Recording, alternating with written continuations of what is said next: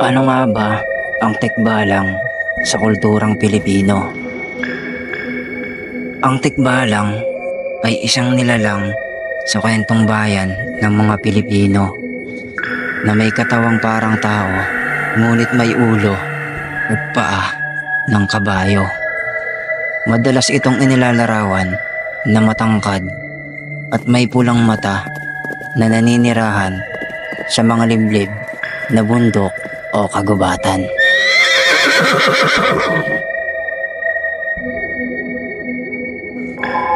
Sinasabing kayang paglaruan ng tikbalang ang isipan ng mga tao.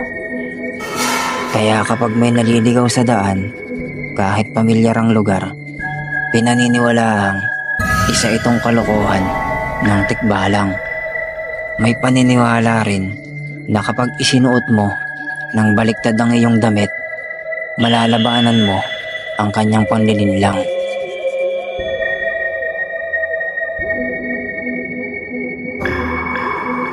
May mga alamat na nagsasabing kung masusubaybayan mo at makukuha ang ginintoang buhok sa kanyang buntot, maaari mo siyang mapasunod.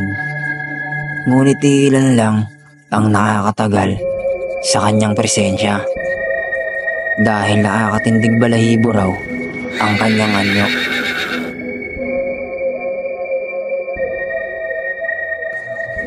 Sa kabuuan, ang tikbalang ay sumasalamin sa takot at paggalang ng mga Pilipino sa kalikasan at nagsisilbing babala sa mga hindi marunong rumispeto sa kagubatan at sa mga hindi nakikitang nilalang.